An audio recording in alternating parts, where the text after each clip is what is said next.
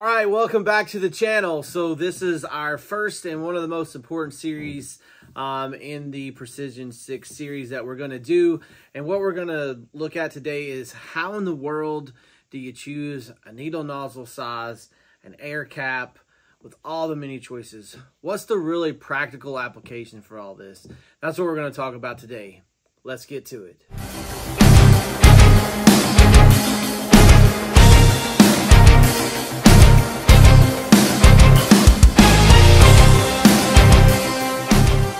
Back. So there's about 50,000 different air caps, needle sizes.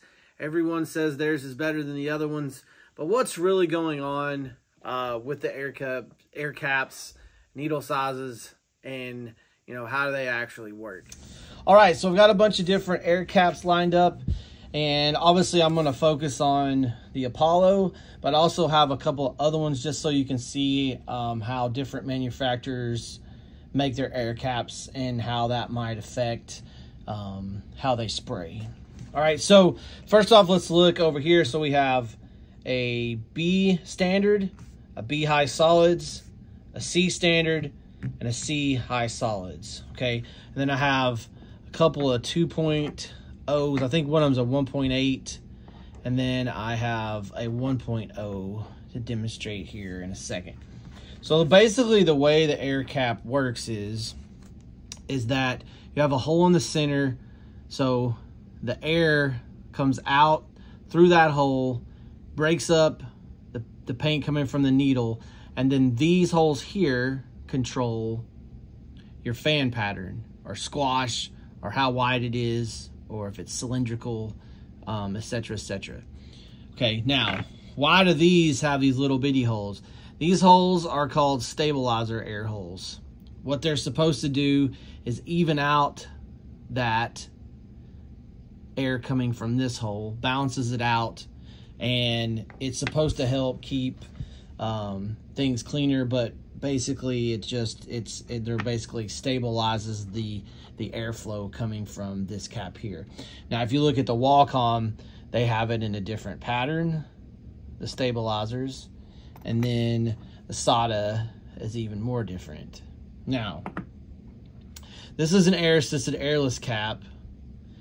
Works very differently, okay? Your air comes out of the side here. So these three holes are your atomizing air, and these top holes are your fan pattern adjustment and your squash.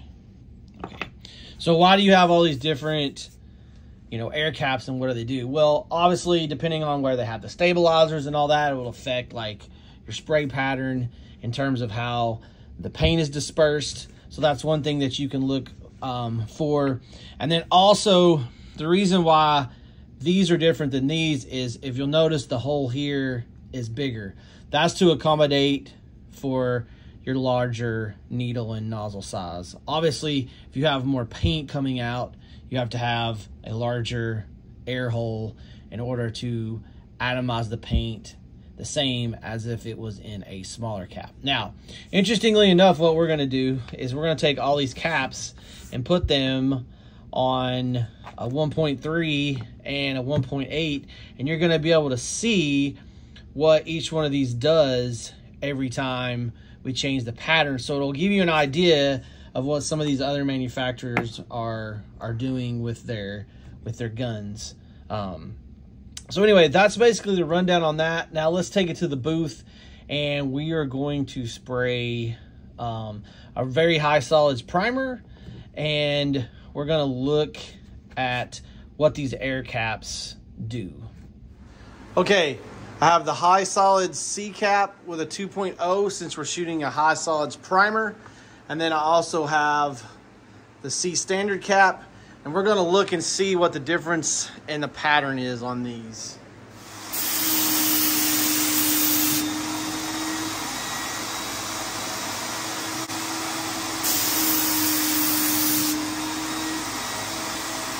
All right, so hopefully you can see the difference here. The fan patterns are same. You still got a 6-inch fan pattern. But if you look right here, this has a more center focused The standard has a more center focused pattern to it. This one, you've got almost the same evenness all the way out to the edges.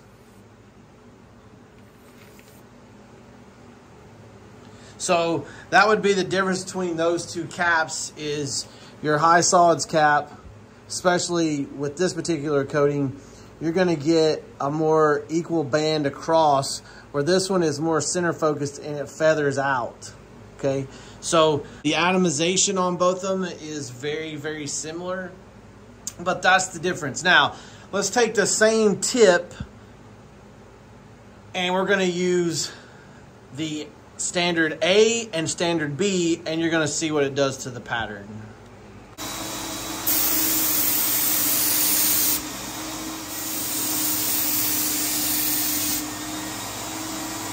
Okay, so interestingly enough, you can see that this pattern is way bigger. You get a wider fan pattern with the B cap and a 2.0 than you do with the C cap, and I'll back it up.